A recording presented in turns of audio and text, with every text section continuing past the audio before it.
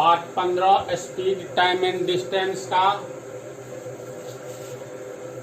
Very important topic है ये। इसमें विद्यार्थी को बहुत ज़्यादा कंफ्यूजन रहता है, इसलिए इसको सुपर इम्पोर्टेंट हिसाब मान करके चलो। थ्योरी है ये।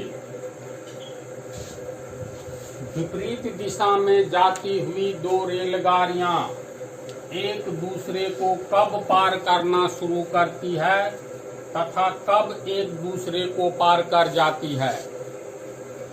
एक ही दिशा में नहीं बल्कि विपरीत दिशा में जाती हुई दो रेलगाड़ियां एक दूसरे को कब पार करना शुरू करती है तथा कब एक दूसरे को पार कर जाती है। तो देखो इधर,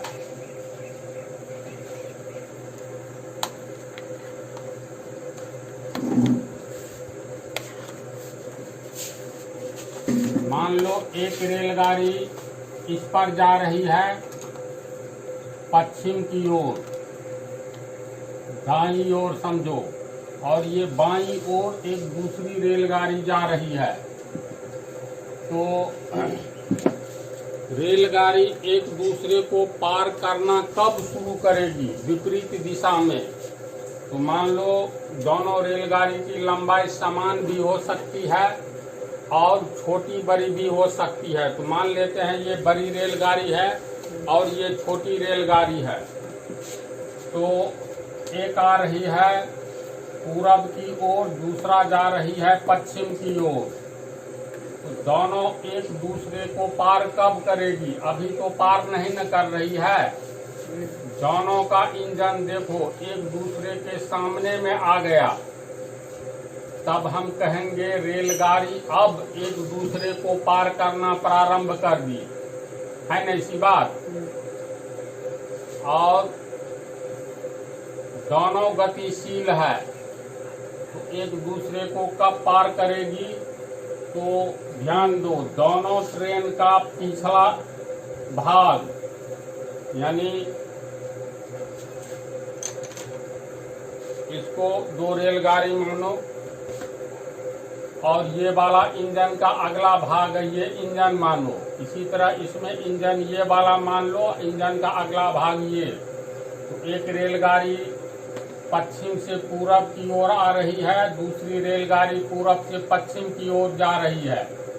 तो दोनों अभी एक दूसरे से दूर है। पार करने का अर्थ है दोनों इंजन का अगला भाग जब एक दूसरे के देखो सामने आ जाए, अब कहेंगे रेलगाड़ी एक दूसरे को पार करने लगी, है ऐसी बात।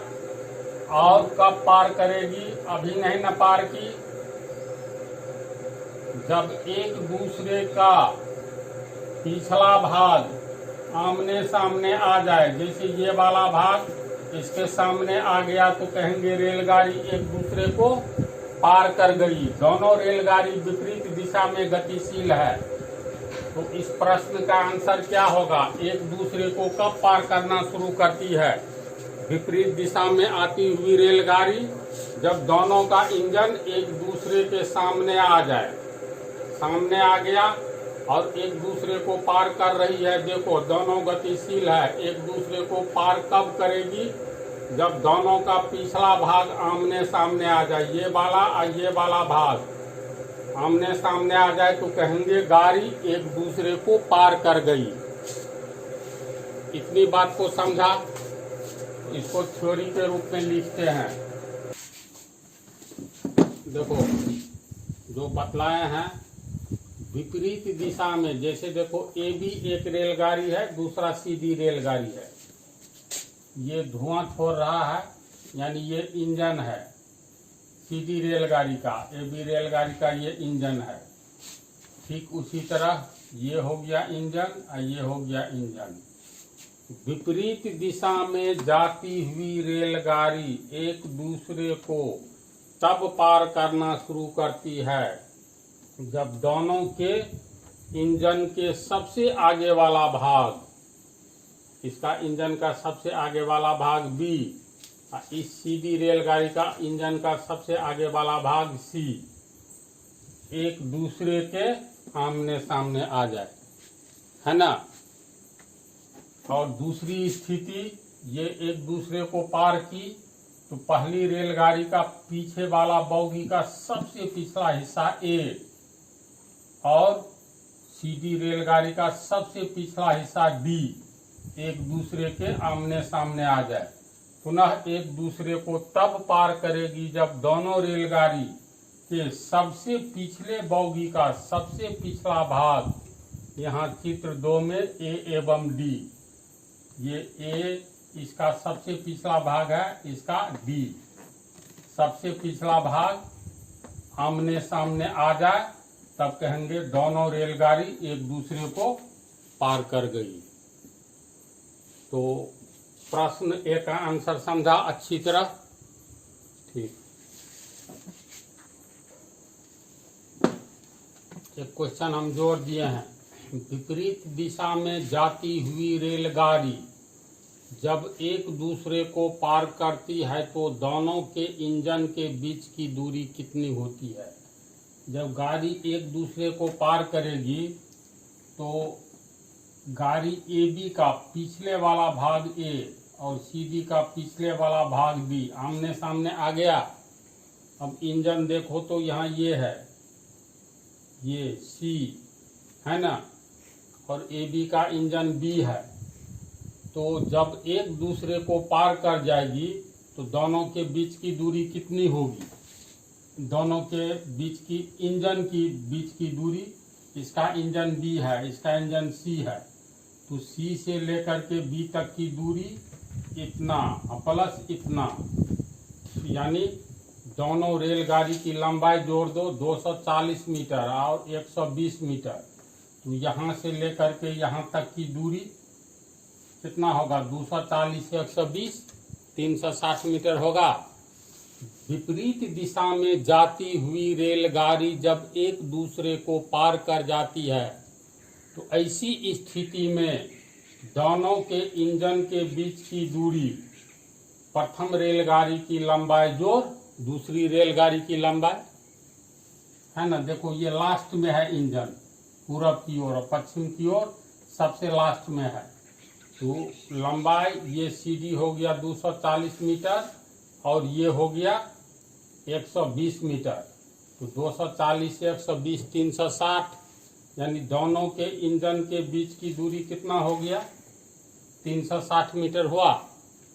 तो इसको हम लोग कह सकते हैं विपरीत दिशा में जाती हुई रेलगाड़ी जब एक दूसरे को पार करती है तो दोनों के इंजन के बीच की दूरी दोनों रेलगाड़ी की लंबाई के योग के बराबर होती है।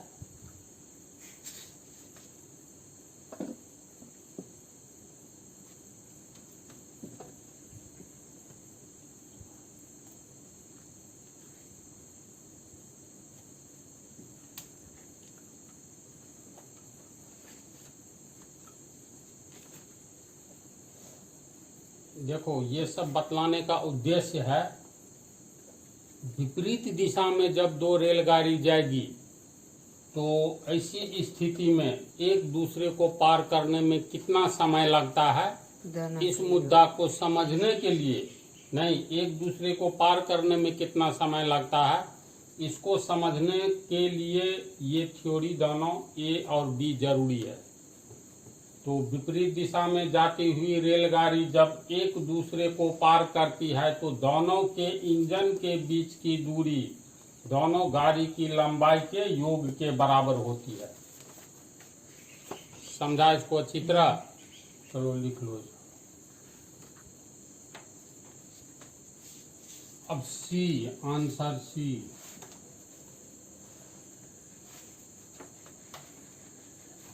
देखो ट्रेन विपरीत दिशा में जा रही है ना, एक पश्चिम की ओर तो दूसरा पूरब की ओर, तो दोनों जब विपरीत दिशा में जा रही है और एक दूसरे को पार करेगी तो इसका अर्थ है पहली ट्रेन का सबसे पिछले वाला भाग ए, दूसरी ट्रेन का सबसे पिछले वाला भाग डी आमने सामने आना चाहिए, यानी दोनों इंजन के बीच में कितनी दूरी होनी चाहिए? तो 360 मीटर होगा ना, 240 से 120 360 मीटर।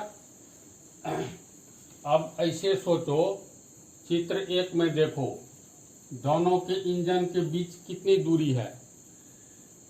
चित्र 1 में जब एक दूसरे को पार करना शुरू कर रही है, दोनों के इंजन के बीच हाँ 200-300 दूरी कुछ नहीं है। दोनों इंजन आमने सामने है। जैसे मान लो ये ट्रेन है, ऐसे आ रही है, तो दोनों का इंजन आमने सामने आ गया।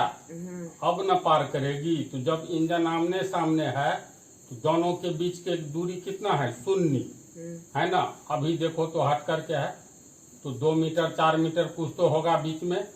और जब पार करना शुरू करेगी तो ऐसी स्थिति में देखो आमने सामने आएगा, तो दूरी 0 हो गया। तो जिस समय ट्रेन एक दूसरे को पार करना शुरू करती है उस समय इंजन आमने सामने रहता है, यानी कोई दूरी नहीं रहती है। अर्थात दोनों के इंजन के अगले भाग आमने सामने रहने के कारण दूरी कुछ नहीं रहती है, यानी दूरी 0 है। अब मान लो पहला ट्रेन AB का चाल, AB का लंबा है पहला ट्रेन का 120 मीटर, CD का 240 मीटर। तो जब एक दूसरे को पार कर जाएगी तो ऐसी स्थिति में दोनों के इंजन के बीच की दूरी कितना आ गया? 360 मीटर। इसके बाद ये ध्यान दो, AB की चाल हम मान लिए हैं 10 मीटर प्रति सेकेंड। AB की चाल पश्चिम की ओर जा रही है, तो पश्चिम की ओर है। AB की चाल 10 मीटर प्रति सेकेंड। CD का है पूरब की ओर 12 मीटर प्रति सेकेंड। तो मान लो 1 सेकेंड में अगर ट्रेन दिन के 10 बजे खुलती है, ट्रेन खुलती नहीं है, आमने सामने एक दूसरे के आमने सामने आ गई 10 बजे, ठीक 1 सेकंड बाद, यानी 1 सेकंड के बाद दोनों के इंजन के बीच की दूरी कितना होगी? तो AB की चाल है 10 मीटर प्रति सेकंड, यानी 1 सेकंड में AB 10 मीटर पश्चिम की ओर जा चुका रहेगा। इंजन जाएगा तो पिछले वाला बॉगी भी 10 मीटर की दूरी सब बॉगी तय करेगा। तो AB 1 सेकंड में 10 बजे दोनों आमने सामने आ गया, तो 10:01 में दोनों के इंजन की स्थिति क्या होगी बोलो तो? 10:01 पर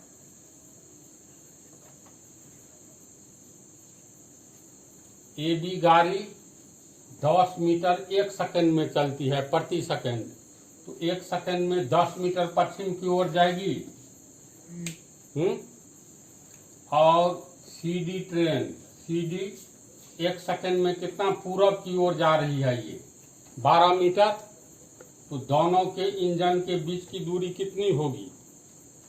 देखो अभी ऐसी पोजीशन है ना, 1 सेकंड के बाद ये इंजन 10 मीटर जाएगी पश्चिम की ओर, आइए 12 मीटर।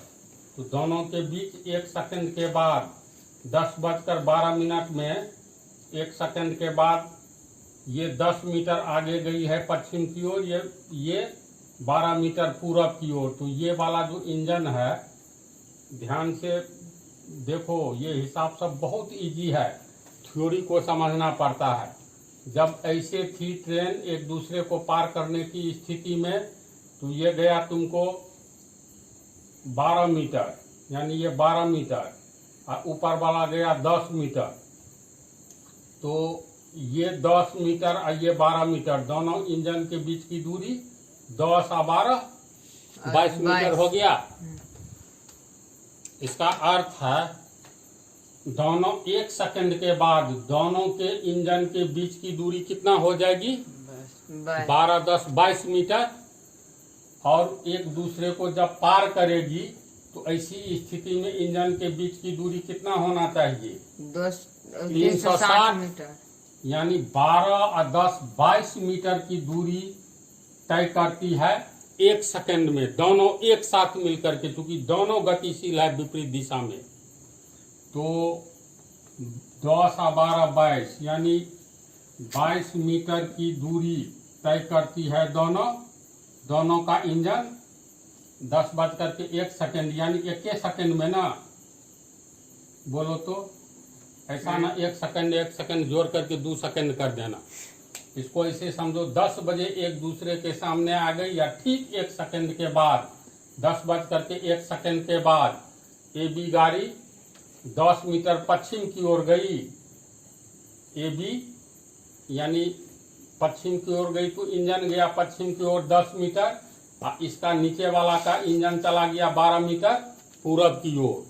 तो 12, 10, 22 मीटर की दूरी दोनों का इंजन तय की। कितना में? 1 सेकंड में। 10:01 में दोनों इंजन के बीच की दूरी कितना होगा? 22 मीटर होगा। तो 22 मीटर की दूरी दोनों इंजन के बीच होती है 1 सेकंड में। इसीलिए 1 मीटर की दूरी 1/22 सेकंड। इसीलिए 360 मीटर की दूरी होना चाहिए तब पार करेगी। तो इसीलिए 360 मीटर की दूरी 1/22 गुने 360, इतना सेकंड में दोनों के इंजन के बीच की दूरी 360 मीटर हो जाएगी। इसको हल करोगे तो 11, ये हो गया 180, यानी 180/11 सेकंड में दोनों गाड़ी एक दूसरे को पार कर जाएगी। बात को समझा? तू समझा? तो इसका अर्थ ये भी हुआ, जब विपरीत दिशा में जाती हुई गाड़ी एक दूसरे को पार करने में कितना समय लेती है, तो पहले का चाल है 10 मीटर प्रति सेकंड, दूसरे का चाल है 12 मीटर प्रति सेकंड। क्योंकि विपरीत दिशा में जा रही है तो एक पश्चिम की ओर दूरी तय करेगी तो एक पूरब की ओर दूरी तय करेगी। इस तरफ 10, 12, 22 मीटर की दूरी तय करेगी दोनों का इंजन 1 सेकंड में। है ना इसी बात? 10:01 पर स्थिति रहेगी 22 मीटर का दूरी। फिर 10:02 में, क्योंकि पहली गाड़ी भी पश्चिम की ओर जा रही है दूसरी पूरब की ओर, तो 2 सेकंड में कितना? 10:02 में 22 44 मीटर। तो इसका अर्थ है जब गाड़ी विपरीत दिशा में जा रही हो तो दोनों का चाल जोड़ दो। 10 और 12 22 हो गया। तो दोनों का चाल जोड़ देंगे तो 22 मीटर प्रति सेकंड हो गया ना। तो इसको हम लोग कह सकते हैं दोनों का चाल कितना? सम्मिलित चाल एक ही सेकंड में दोनों चल रही है, एक पश्चिम की ओर दूसरा पूरब की ओर। तो दोनों का सम्मिलित चाल हो गया 10 और 12 22 मीटर प्रति सेकंड, यानी 22 मीटर की दूरी दोनों में उत्पन्न होती है 1 सेकंड में। इसीलिए 22 मीटर की दूरी दोनों में उत्पन्न होती है 1 सेकंड में। इसीलिए 1 मीटर 1/22, इसीलिए 360 मीटर। तो 360/22, तो इतना आंसर होगा। तो इसका आंसर क्या होना चाहिए? एक दूसरे को पार करने में दोनों को कितना समय लगता है? तो आंसर ये होना चाहिए, दोनों की चाल को जोड़ देंगे और कितनी दूरी तय करेगी? तो दोनों के इंजन के बीच की दूरी जो होता है कितना, तो दोनों गाड़ी की लंबाई को जोड़ दो, इतना दोनों के इंजन के बीच की दूरी होती है। तो दोनों एक साथ 10 और 12 22 मीटर की दूरी उत्पन्न करता है 1 सेकंड में। तो इसीलिए दोनों की लंबाई को जोड़ दोगे तो इतना दूरी मतलब कैसे उत्पन्न होगा, कितना सेकंड में, एक एक नियम से निकाल लेंगे। तो याद ये रखना है, जब गाड़ी विपरीत दिशा में जा रही हो तो ऐसी स्थिति में दोनों के चाल को जोड़ देना है और दोनों की लंबाई निकाल करके इसको जोड़ देंगे या लंबाई दिया रहेगा तो दोनों का सम्मिलित चाल एक साथ 22 मीटर जाती है 1 सेकंड में। तो दोनों का चाल जोड़ दो और दोनों की लंबाई जोड़ दो, तो दोनों की लंबाई के बराबर दूरी तय करनी होगी एक दूसरे को पार करने में। समझा इसको? तो इसको हम थ्योरी के रूप में लिख देते हैं। जब विपरीत दिशा में 2 ट्रेन चलती है तो एक दूसरे को पार करने में दोनों की चाल को जोड़ दिया जाता है। क्यों जोड़ा जाता है, कारण समझ गया। हाँ। तथा दोनों की लंबाई को जोड़ दिया जाता है। पुनः दोनों को एक दूसरे को पार करने में लगा समय बराबर दोनों की लंबाई का योग बटा दोनों की सम्मिलित चाल होता है। फार्मूला भी है ना, ये बतलाया है ना शुरू में।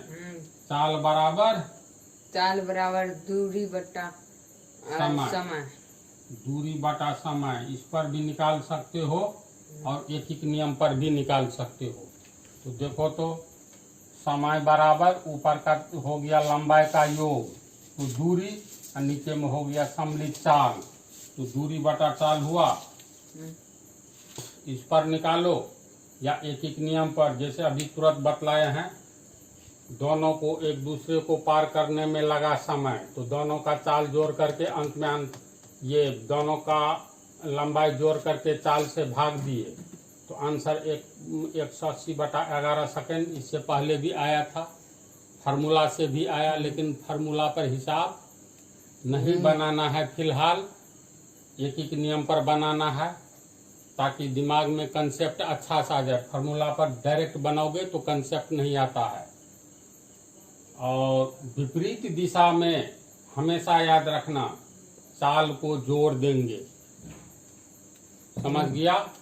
एक दूसरे को पार करने में कितना समय लगेगा, लंबाई को जोड़ करके चाल से भाग दे दो, तो समय बराबर दूरी बटा चाल बराबर दूरी बटा समय। और फिर इसीलिए समय बराबर समय को यहाँ लाओगे तो चाल नीचे चला जाएगा, तो समय बराबर दूरी बटा चाल हो जाएगा।